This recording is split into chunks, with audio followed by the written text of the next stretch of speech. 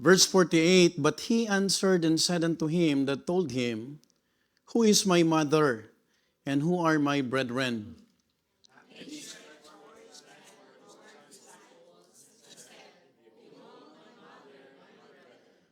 Verse 50, altogether now read. For whosoever shall do the will of my Father, which is in heaven, the same is my mother and sister and mother. I'd like to read verse 48, and then after this, we'll go to the Lord in prayer. But this time, just follow me in silent reading. Look at what the Bible says in verse 48.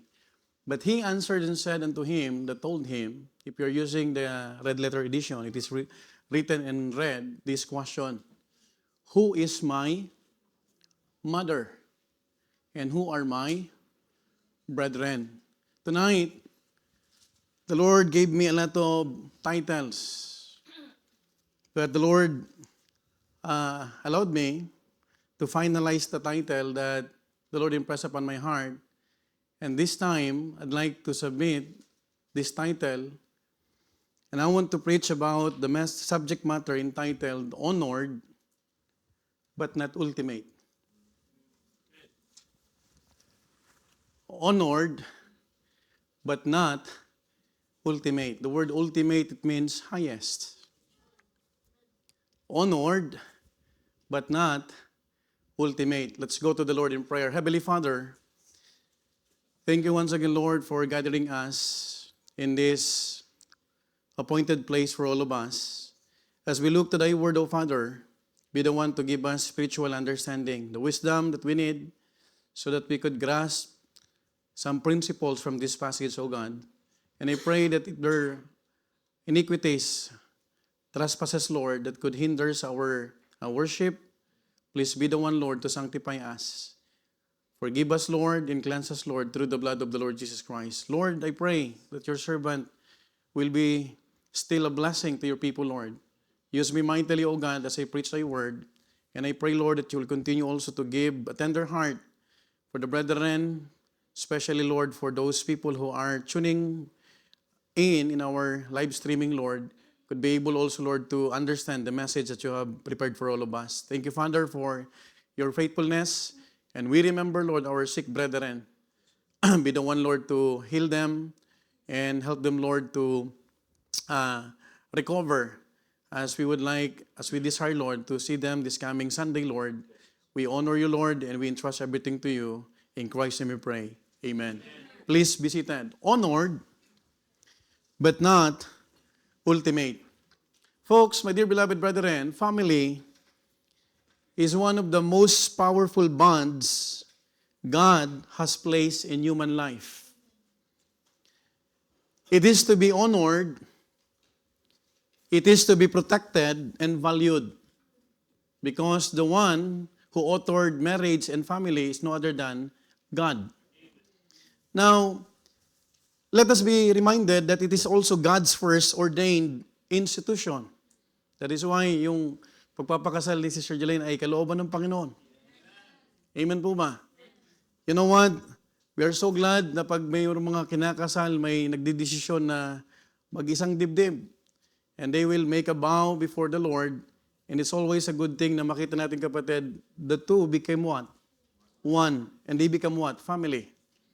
Now, there's no doubt that God placed a prime importance on family. Walang duda. Because Adam and Eve, makita natin sila yung unang naging pamilya. Now, but in Jesus' time, we see that while he was performing his ministry, his family arrived and requested to speak with him. Though the specific reason was not mentioned, it was enough to see how Jesus responded to such matters. Habang ang Panginoon nagpipreach, and by the way, when Jesus Christ was preaching on this passage, it was an intense preaching. Because if you will understand the passage, the Matthew chapter 12, nandun binitawan ng Panginoon, all manner of sin and blasphemy can be forgiven. But blasphemy to the Holy Spirit is unforgiven. And the people in the scribes and the Pharisees, they were asking signs. But Jesus Christ said that the generation of vipers or those evil generation cannot have signs from God.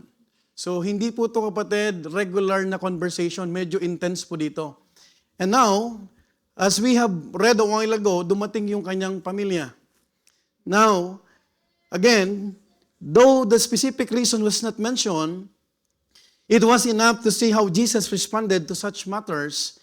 And Jesus Christ responded a question also. Who is my mother? And who are my brethren? This is in connection of what the disciple mentioned to the Lord Jesus Christ in verse 46. If you would notice in verse 46, sabi ng Bible, while he yet talked to the people, habang siya nagpipreach, behold, his mother and his brethren stood without desiring to speak with him. Look at verse 47. Sabi ng verse 47, then one said unto him, behold, thy mother and thy brethren stand without desiring to speak with thee. Pero ang reply ng Panginoon ay patanong, who is my mother and who are my brethren? Now, at first hearing, the question sounds like an undermining of family ties. But at its best, it is not a rejection of family, but a redefinition of what is ultimate. You know what? We are taught to honor our father and mother, isn't it? But, in the verse, we see, tinanong ng Panginoon, who is my mother? You know what? Kung ikaw ang tatanungin, kung ikaw ay pupuntahan ng isang tao, nandyan yung magulang mo. Ano yung sasagot mo? While performing the ministry.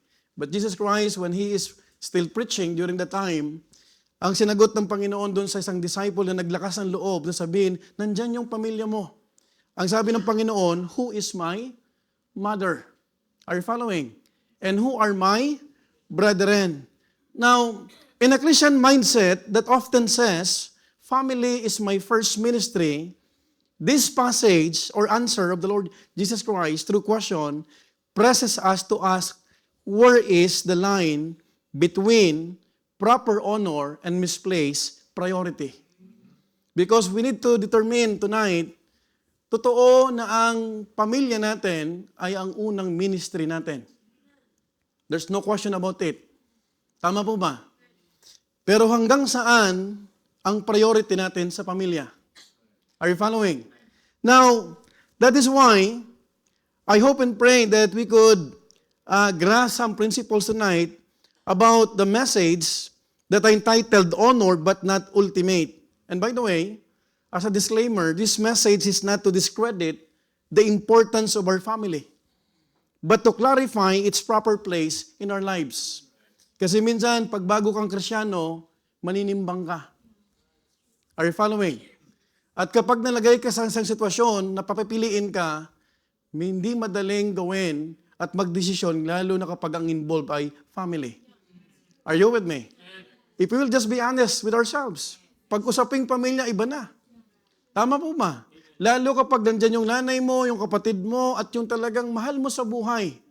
Now, tonight, let me submit to you the 3 biblical clarifications on family.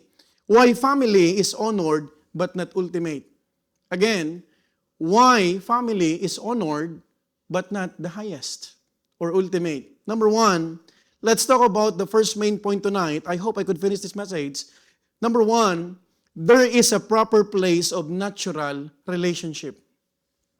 Let's talk about the proper place of natural relationship. Now, what do I mean about natural relationship? Listen to this. A natural relationship refers to a bond that arises by birth, by blood, or ordinary human ties. Ito yung mag-ina, magpinsan kayo, magkapatid kayo, that is a natural relationship. Now, if we're going to go back to our text in verse 47 to 48, let's read once again. Ang sabi ng Bible, then one said unto him, behold, thy mother and thy brethren stand without desiring to speak with thee. Gusto nilang kausapin ng Panginoon while Jesus Christ is preaching. And in verse 48, again, ito yung sagot ng Panginoon, who is my mother and who are my brethren? Now folks, if we are going to understand these 2 verses, in this setting, if you will see this passage clearly, you will know that Jesus was in a series of heavy sermons with rebuke, and also sharp confrontation. Kasi yung chapter na to, hindi to yung ordinary na teaching. Medyo mabigat ang kausap ng Panginoon dito. You know what Jesus Christ did on His earthly ministry? He only focused with the three ministries. Number 1, healing. Number 2, teaching. And thirdly, preaching. But amidst, someone approached Him saying His family was there and would like to talk to Him. Now, we all know that Jesus also did not get married. Meron pong libro na nagsasabi na si Kristo ay nag-asawa. In fact, si Salome ang kanyang naging nobya. So, that is a fabricated stories. But thank God because we have the Bible. Now, alam natin kapatid na hindi nag-asawa ang Panginoon, so His immediate family was His parents and siblings.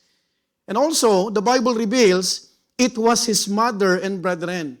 Look at what the Bible says in Matthew 13:55. This is a common knowledge for those people na nakakakilala sa ating Panginoon. Sabi ng Bible, is not this carpenter's sons? Is not his mother called Mary? And his brethren, I want you to notice this, James, sino pa? Joseph, sino pa? Simon, hindi si Judas Iscariot and Judas. Now, some people already knew that Jesus Christ had a biological family after His virgin birth. And Mary, listen to this, to the new believers, Mary did not remain as a perpetual virgin, as the religion claimed. Tama po ba? Kaya nga, napakahalaga na nagbabasa tayo ng Bible. Kasi iba ang tinuturo ng religion sa salita ng Diyos. Si Mary sa kanila ay forever Virgin Mary. Pero ang Bible nagtuturo, nanganak po si Mary at nagkaroon ng kapatid, si Jesus Christ. Folks, we have to understand, imagine, being in the middle of His sermons, He would be told that Jesus, your family, is outside and they want to speak to you. But the Bible didn't specify the exact reason why they wanted to talk to Him. Maybe, I am thinking, this is only an assumption, maaring gusto nilang pag-ingatan ng Panginoon. Kasi maraming galit na tao ang Panginoon. Sa Panginoon, I mean. Maraming pwedeng maging dahilan, but the Bible is silent. That's why we also need to be silent this time. But Jesus, look at this, did not go out to meet them. Kasi nasa labas lang sila Mary at yung kanyang kapatid. And by the way, Jesus Christ also did not stop what He was doing to attend to them. Now folks, at first makikita natin dito, it seems like Jesus exhibited indifference. And people could easily accuse Jesus Christ. Pwedeng maakusahan ng Panginoon dito, magaling lang yan sa ministry, pero pagdating sa pamilya, wala. Folks, inuuna pa ang iba kaysa sa pangangailangan ng pamilya. Another thing, konti lang naman ang panahon, hindi pa niya maibigay. Now, folks, these accusations are not new to us. They are the same accusations still thrown at faithful servants today. Because minsan kapatid, mamimili ka talaga kung sino ang ipapriority mo. But here is what must be understood, my dear beloved brethren, and this is very crucial.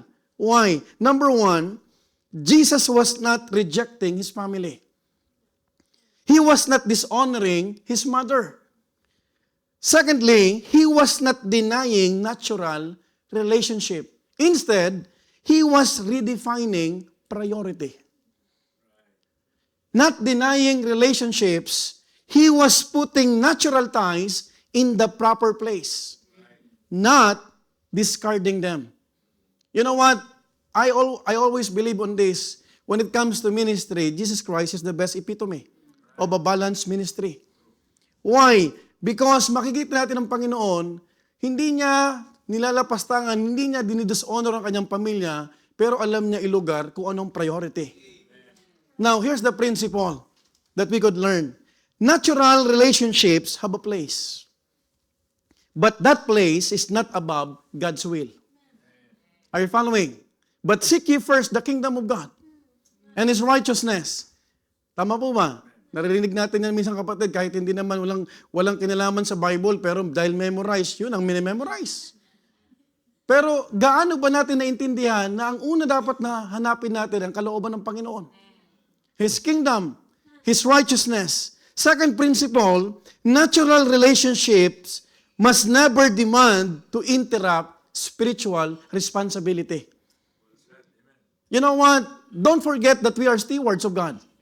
Don't forget that a steward, a good steward, a faithful steward, knows how to balance. Tama po ba? Hindi natin sinasantabi na may pamilya tayo. Pero pag balanse ang ministry, hindi pwedeng balikan ang pamilya mo. Yung ginagawa mo. Are you following? Nababalikan ng ministry kapag hindi balanse.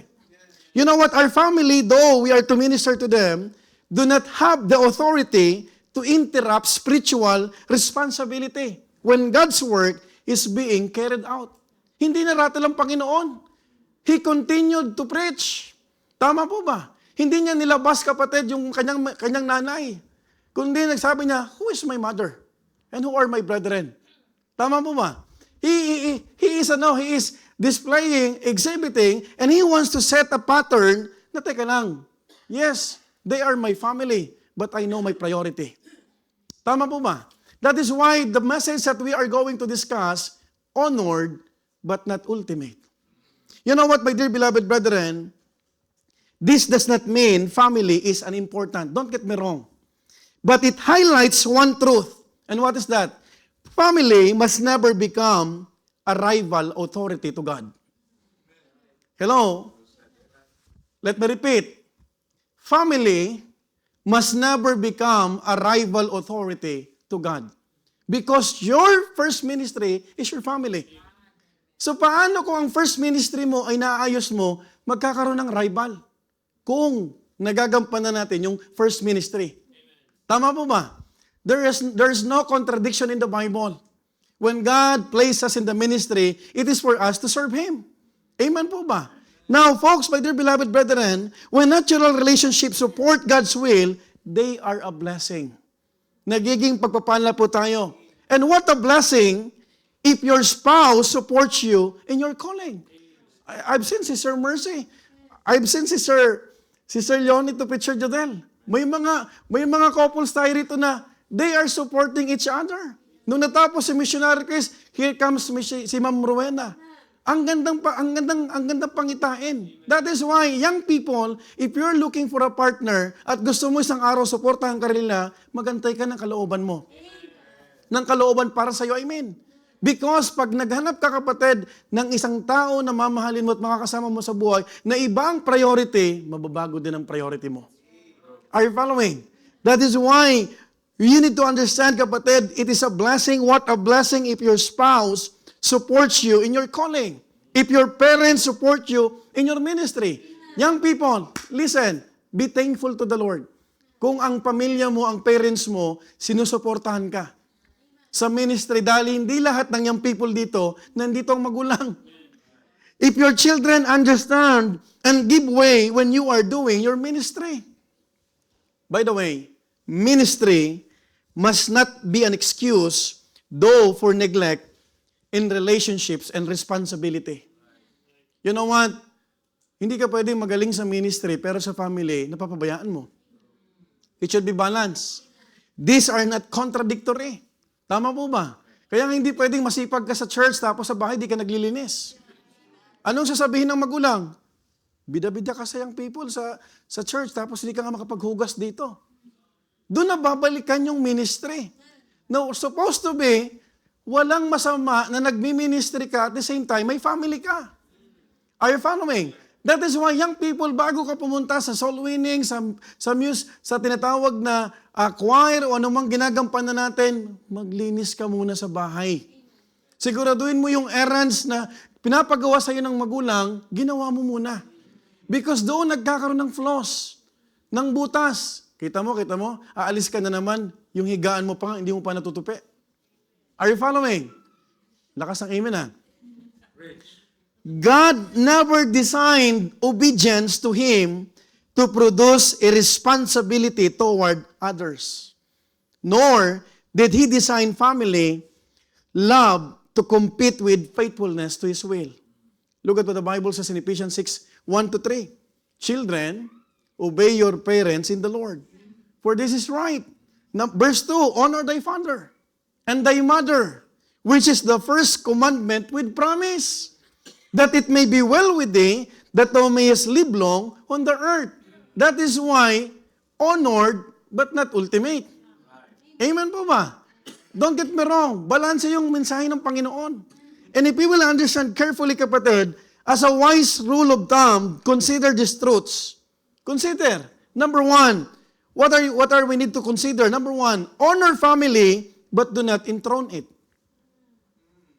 Can I hear amen? Honor your family, but do not enthrone it. Number two, love family, but do not let it lead you the opposite direction. Hindi mo pwedeng mahal ko ang pamilya ko, kaya lalayo ako sa church. Are you with me? Ayaw ng asawa ko, hindi na ako mag-church. You have to love your family, but not to the point you will neglect to love God. Thirdly, care for family, but never at the cost of obedience. Or disobedience, I mean. Are you following? Walang masamang i-honor mo, mahalin mo, at you care for them. Pero wag mo naman daging dahilan, kaya ka tatalikod sa gawain ng Panginoon dahil sa pamilya. Because that's not the will of God. Are you following? Do not forget that the author of marriage is God. The one who instituted the first institution is God. Jesus shows us that faithfulness is not measured by emotional pull, but by right order. You know what? Itong maganda sa Panginoon, balanse. Now, have you imagined, paano kaya kung ang Panginoon hindi nag-earthly ministry?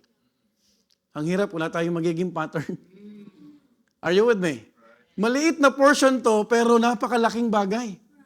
Because through this passage, makikita natin, teka lang, paano pinahalaga ng Panginoon yung kanyang ministry at the same time, paano niya iningatan ng kanyang pamilya. You know what, folks? Some family members will guilt trip new Christians, new believers.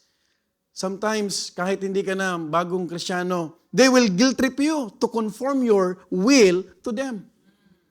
Do not allow anyone na ikaw ay ma-emotional blackmail. Nanay mo ako, hindi mo ako papakinggan. Huwag ka muna mag-church. We ought to obey God rather than men. Can I hear amen?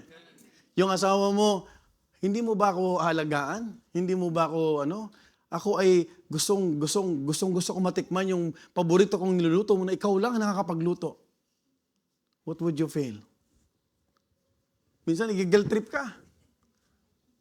Emotionally blackmail.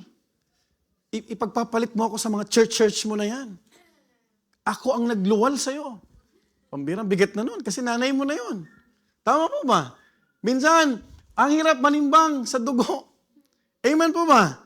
Now, sometimes, they will also use emotional blackmail so you will bend your decision.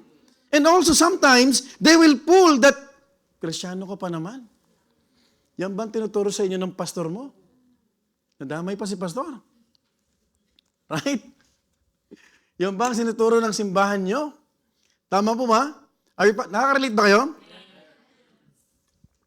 Yan ba nakukuha mo sa pagpunta mo ng church? Ivan?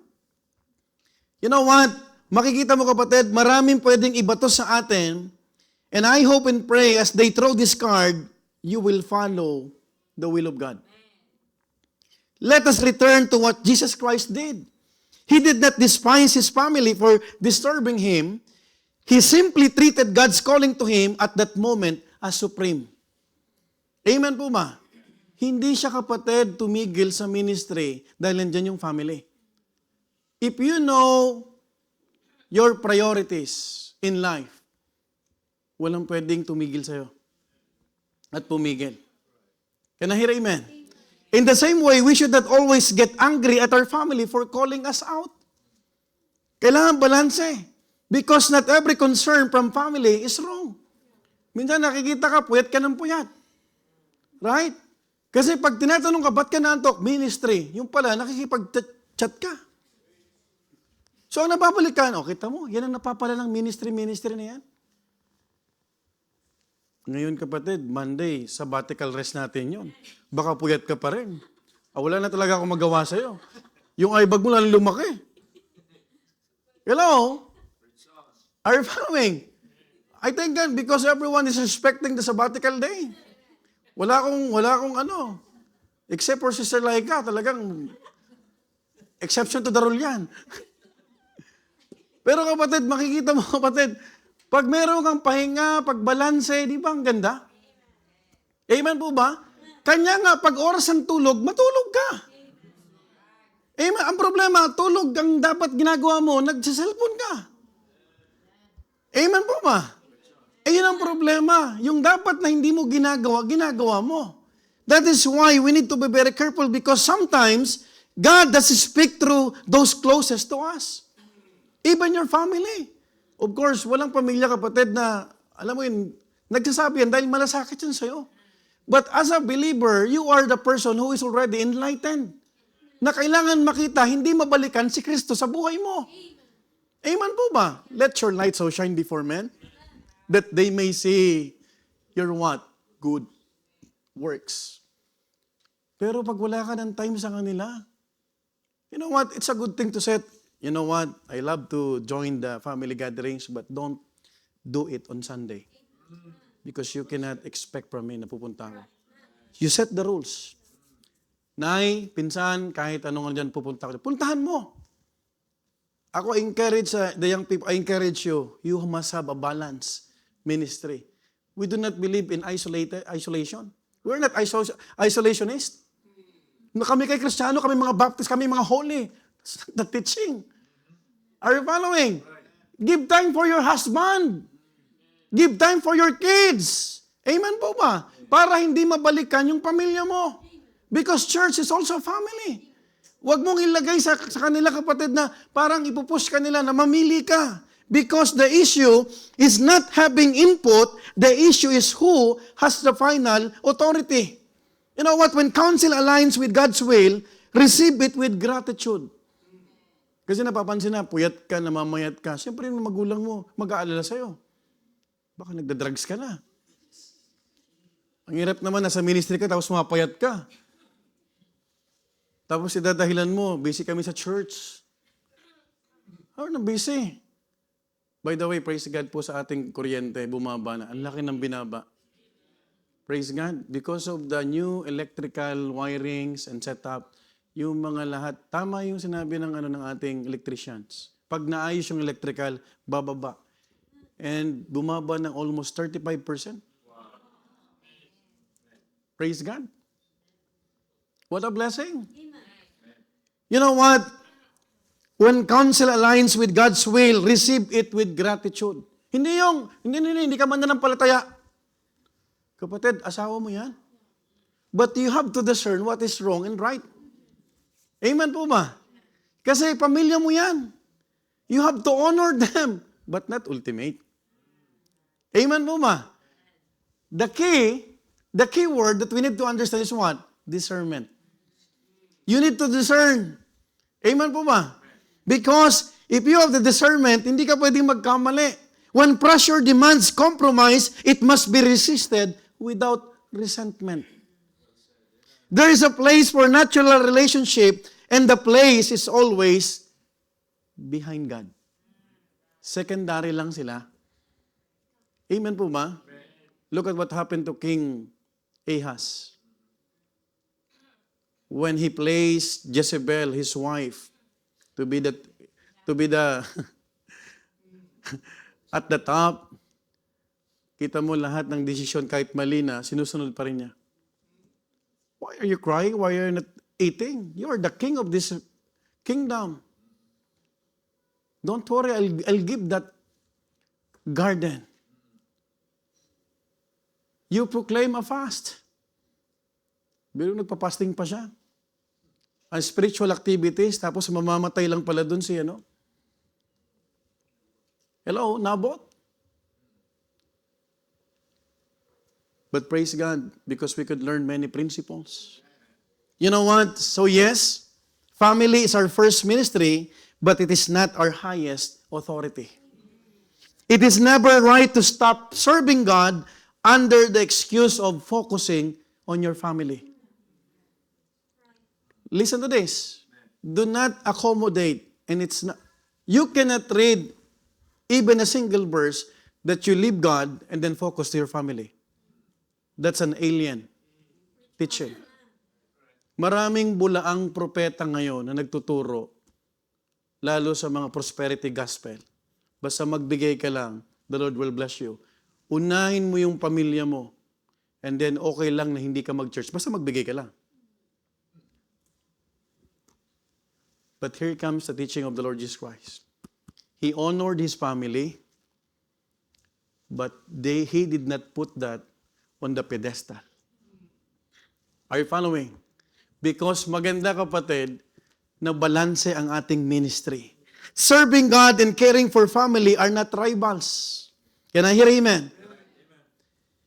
Instead, they are designed to go hand in hand in unity. Alam mo, ang sarap na yung asawa mo, siya pa yung nag-i-encourage sa'yo. Dad, Mommy, son, you go. By the grace of God, we could serve the Lord. We could be steadfast in serving the Lord. Amen po ba? Ang sarap pakiramdam. Kasi yung iba, kapatid, walang asawa. Kasi iba minsan, kapatid, ang case natin. Yung asawa na minsan, hindi mananampalataya. Kasi na-save na tayo, kapatid. Minsan, wala na, nandun na.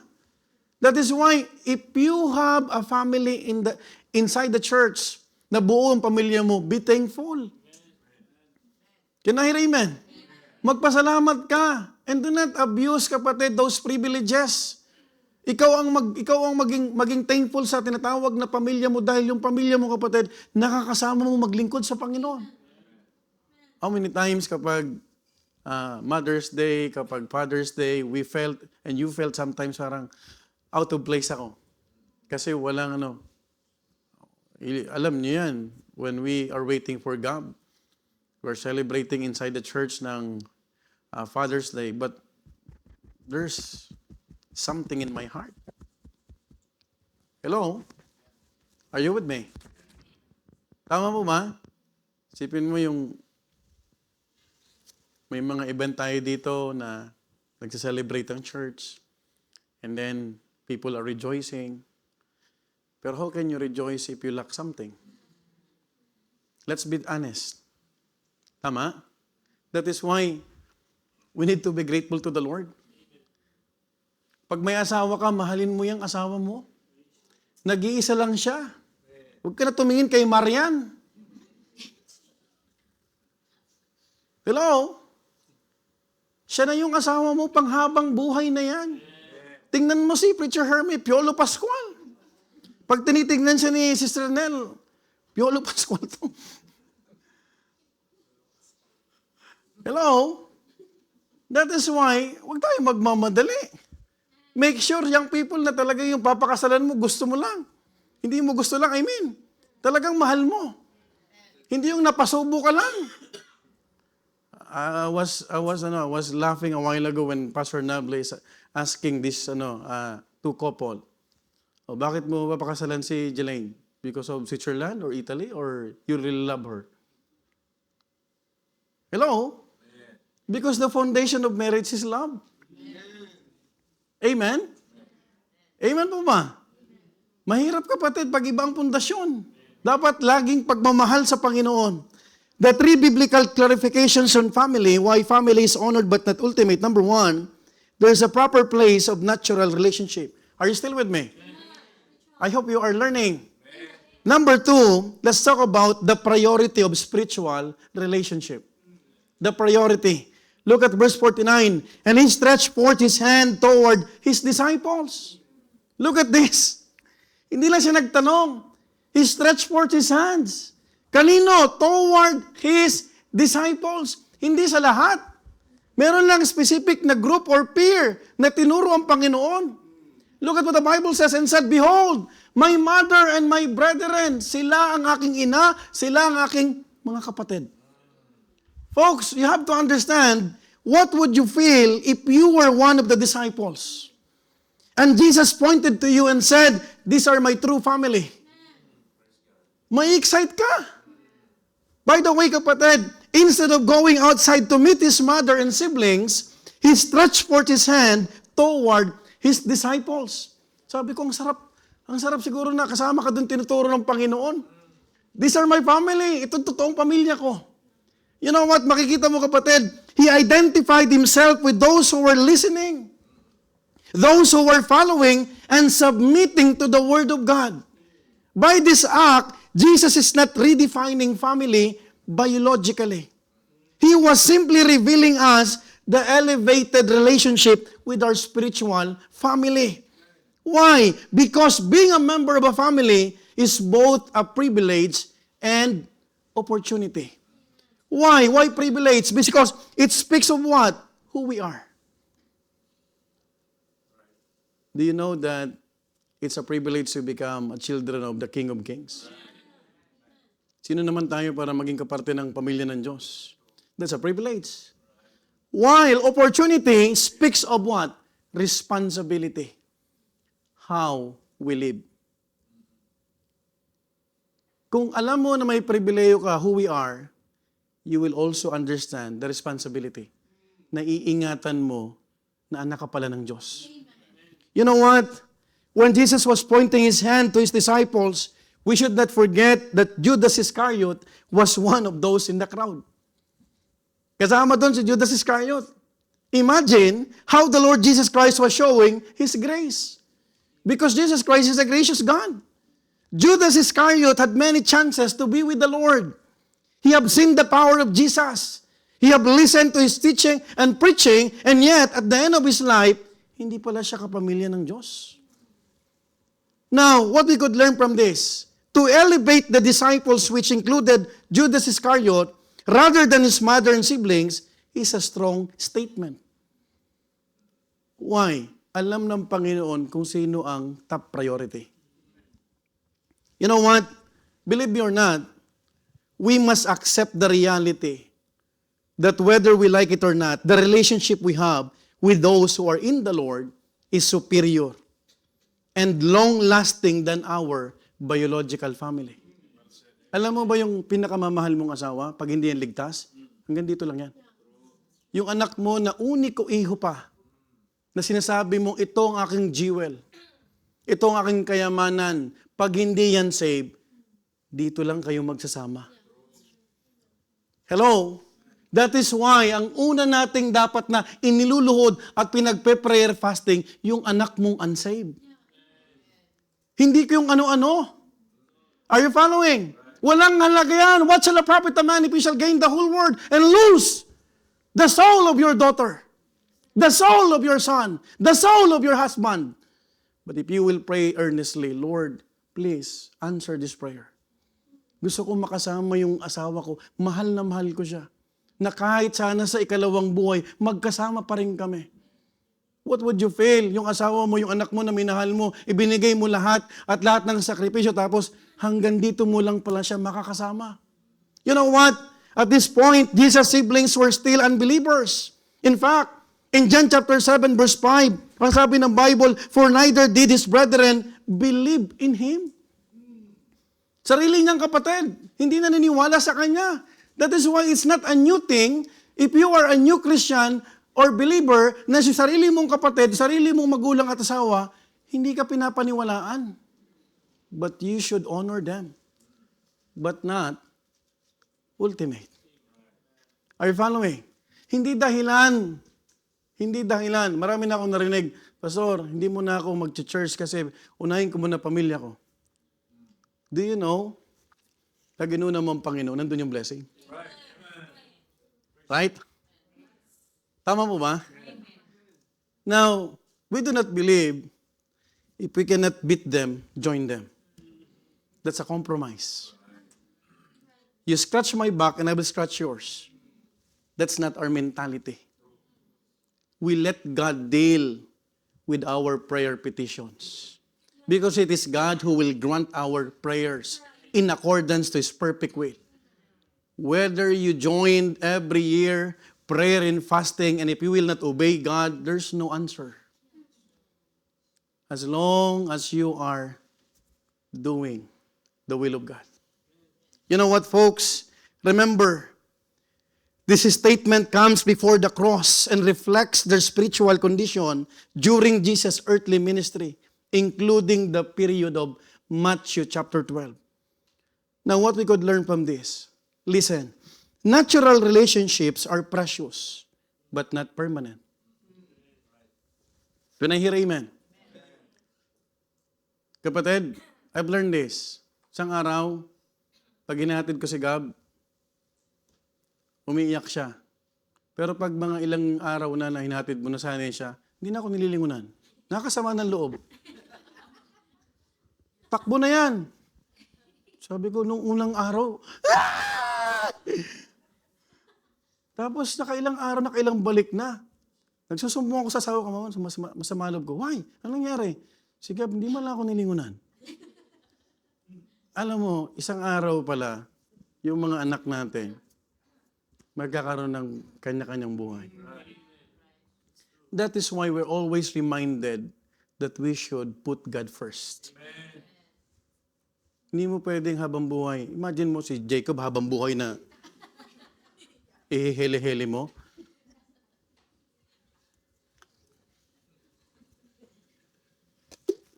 Hindi nga, kahit magtulong si wala kang magagawa dyan. What we could do is what? To nourish them.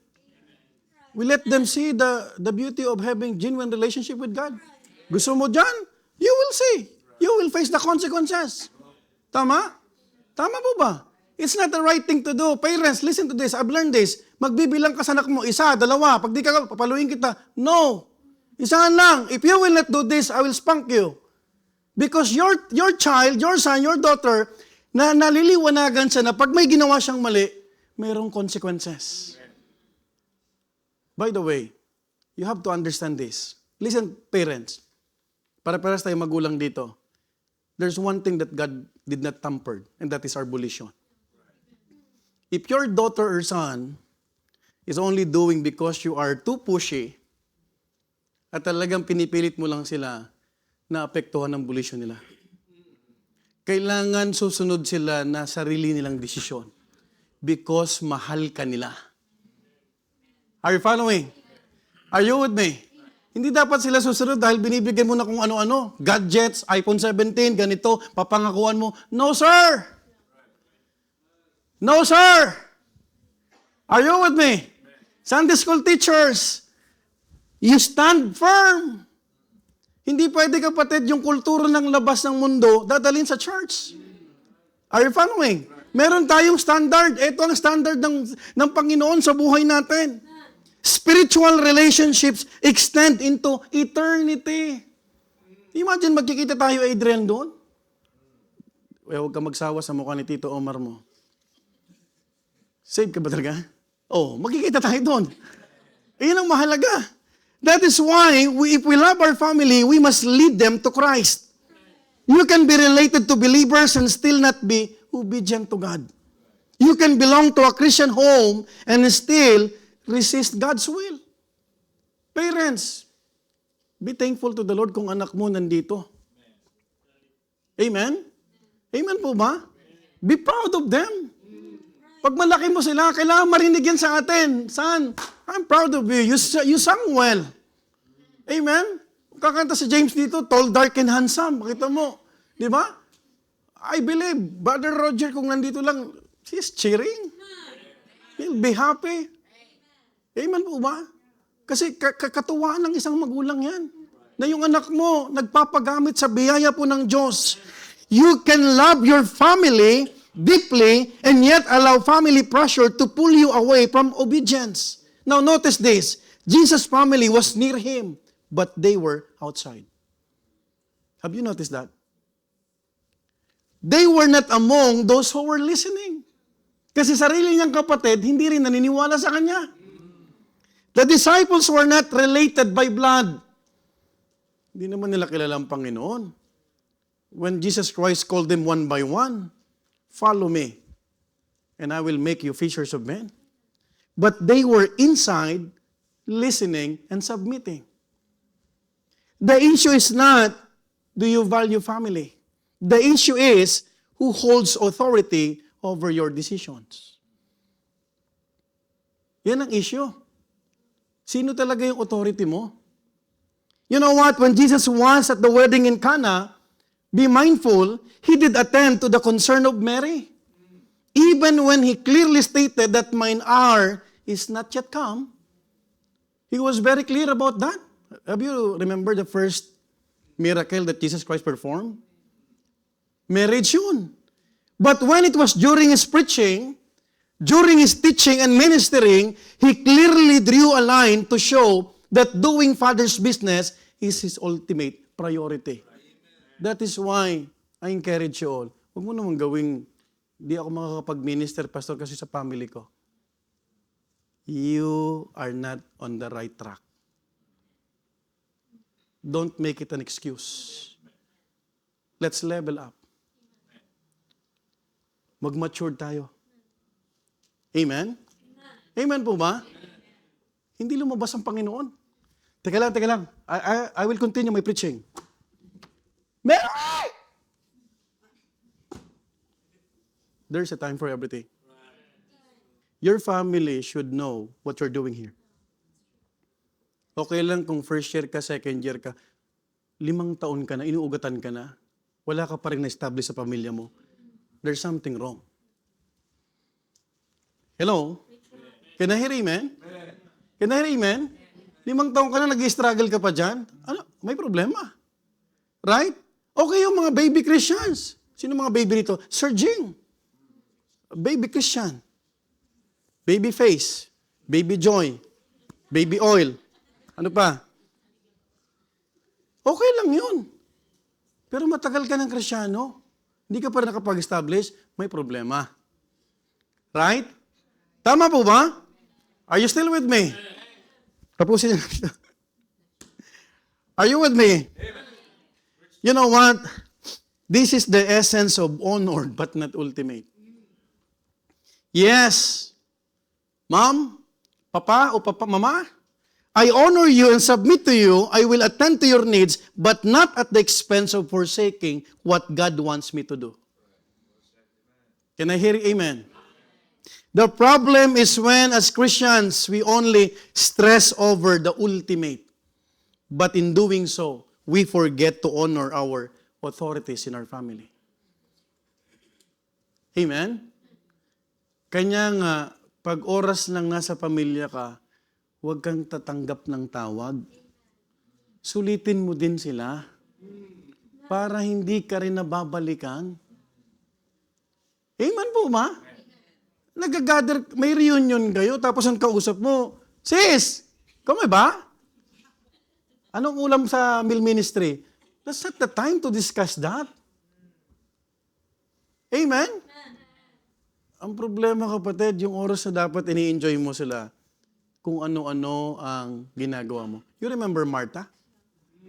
She did not commit sin by disobeying God, but by being busy. Tama? Busyness is not always equivalent to spirituality. Are you with me? Martha, thou art cumbered of many things. But Mary chosen the good part, that no one can take it away from her. That's what the Bible says. And God, Jesus Christ, is consistent. Yes, family is where love is learned. But spiritual family is where faith is lived. Saan mo natutunan na magbasa, mag-aral, magkanta-kanta ng mga hymn? Saan? Saan? Sa church. Huwag mo naman i-disregard yung nagawa ng church sa atin. Hello? Huwag naman ganun. Para bang walang, alam mo yun, wala bang ginawang mabuti sa'yo, tapos i-ano mo lang yung sarili mo na, this is my family. Sila lang ang pamilya ko. Balanse dapat. Amen po ba? Because how many times we are preaching church is a spiritual family? Can I hear amen? Brethren, there will be moments when choosing obedience to God will not be fully understood at home. Listen to me. new believers, kayo po mga nasa online, isang araw darating sa isang sitwasyon sa buhay mo na hindi talaga maintindihan nila, I am referring to your loved ones, yung ginagawa mo sa Panginoon. Most especially kapag ikaw ang unang naging Kristiyano. Are you following? But if you will be consistent, you will be faithful to the Lord will help you. Amen? Unti-unti, mauunawaan nila yung ginagawa mo. In His perfect timing. I've mentioned already, the Bian sisters. Pag nakita ko yung pastor nyo, subukan nyo. Nung nakita kami, sobrang higpit ng yakap talaga niya. Siya pa ang nagpipreach sa dalawa. Tamang sinabi ng pastor nyo. You see the effect? Believe in the Lord, and thou shalt be saved. And thy house. Joshua, but as for me, and my house, my household, my family, I will serve the Lord. So, we honored our family, but we are not putting them on the pedestal. Honored, but not ultimate. Amen? Balance po ba, kapatid? Jesus reminds us that belonging to God's family requires placing His will first. And in doing so, balikan natin ang magulang natin, mga kapatid, asawa o anak. Let them know that after doing your ultimate, you are there for them. You are the first one who they can count on.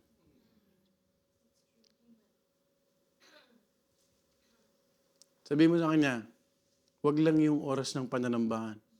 Magpasundo ka na sa akin, wag lang linggo. Hindi yung tuwing magpapasundo sa'yo, ano ba? Sino bang priority ko? Alam mo na dapat yun. Right? Amen po ba? Tama? Oh, may nanligaw sa'yo, medyo cute. Hindi naman believer. Alam mo na dapat ang priority mo dyan. Yung iba kasi yung people, pag nakakita may dimple, ay, alam mo na yun dapat. Amen?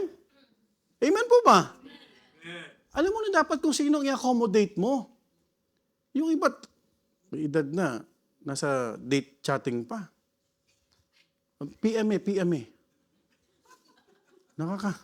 Nakakarimarim. 50 plus na makikipag...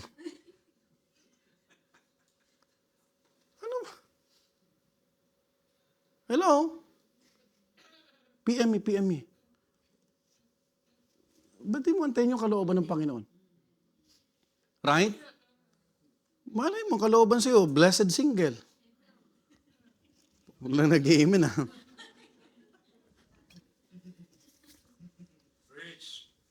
The girlfriend of Pastor Rainier now, yung fiancé niya, she was very happy. Sabi niya kay Pastor Nable, do you know, Pastor Nable, pinag-pray ko siya 10 taon. Si Pastor Rainier ang pinag-pray niya.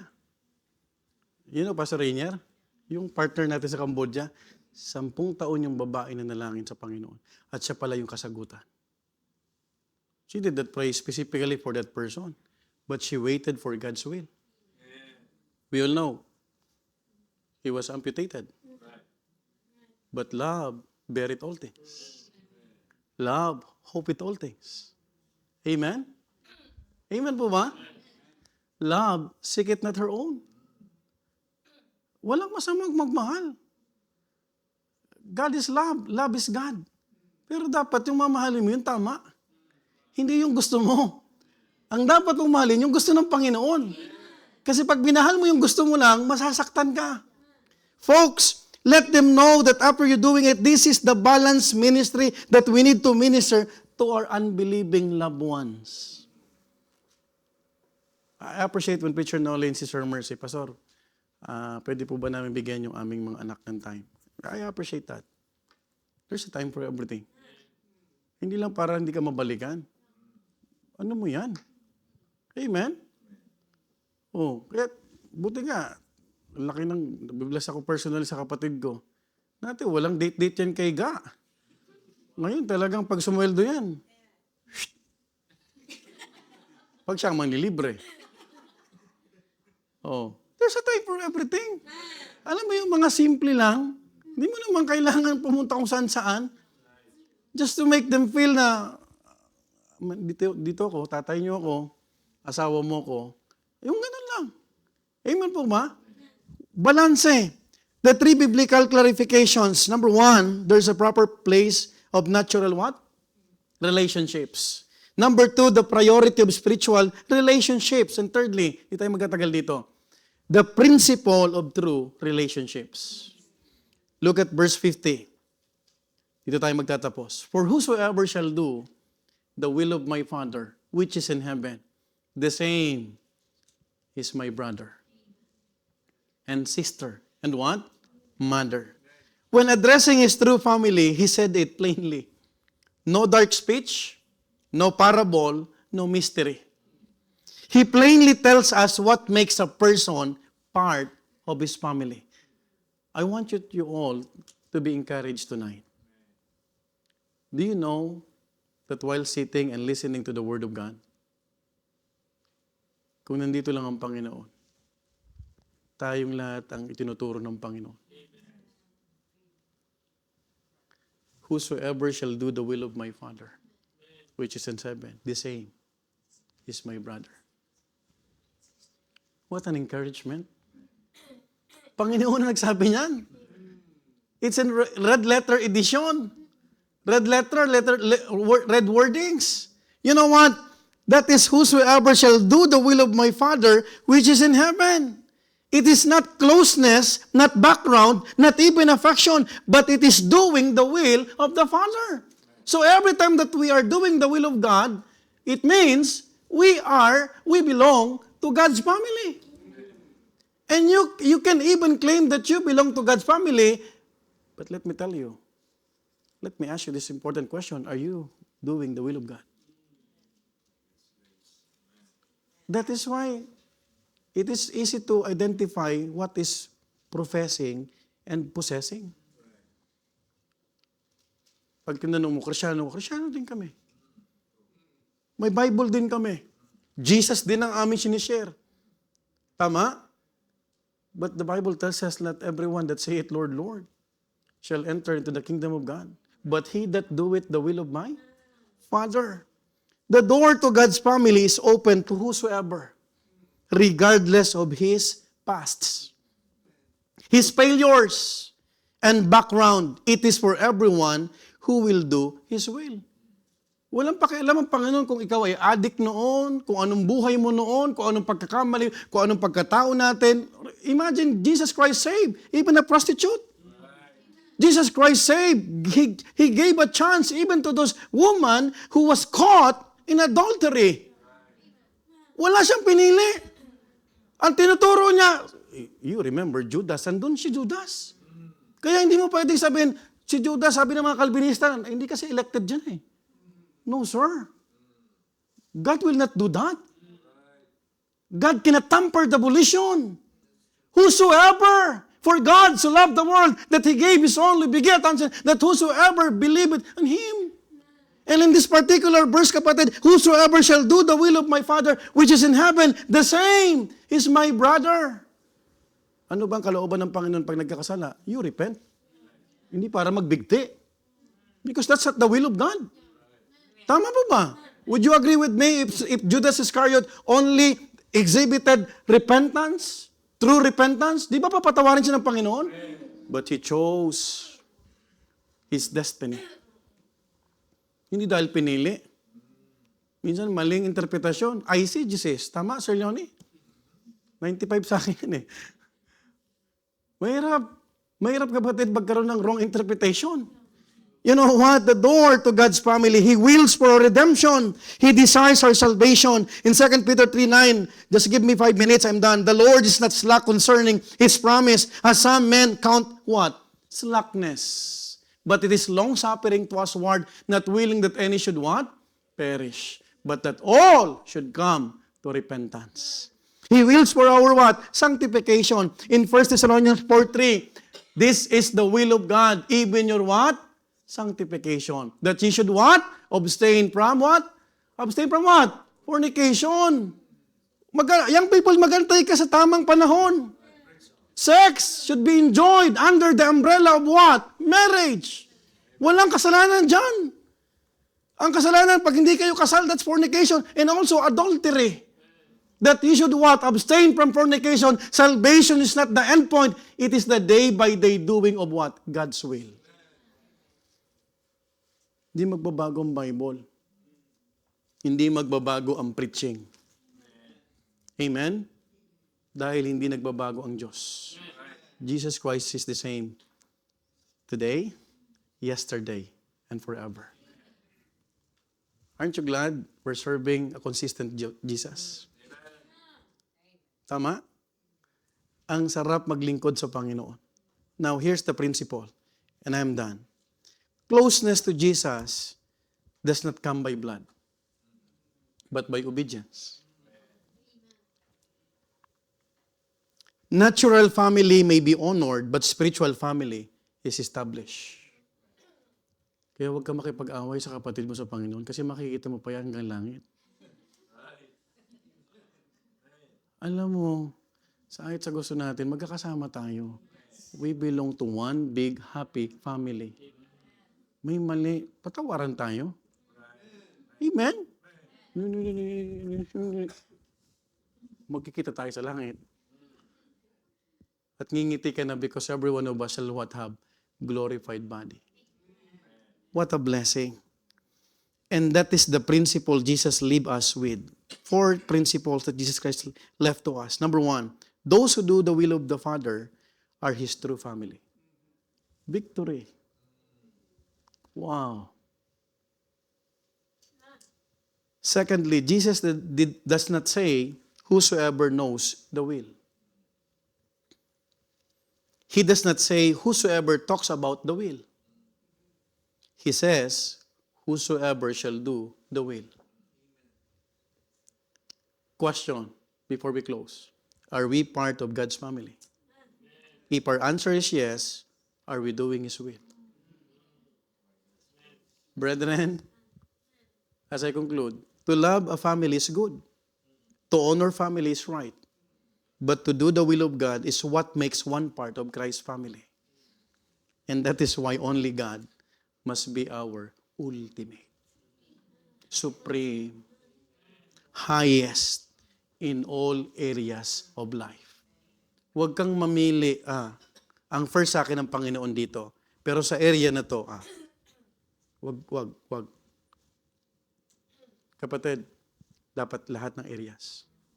Decision making, you want to pursue something, you want to open a business, amen? You want to be successful, walang masama dyan. But put God first. Make Him the ultimate. I hope we learn something tonight. Let's all stand up and pray. Heavenly Father, thank you, Father, for this time that you have given us in the middle of this week, Lord. What a blessing to visit once again this portion of the Scripture and be able to grasp some principles, Lord.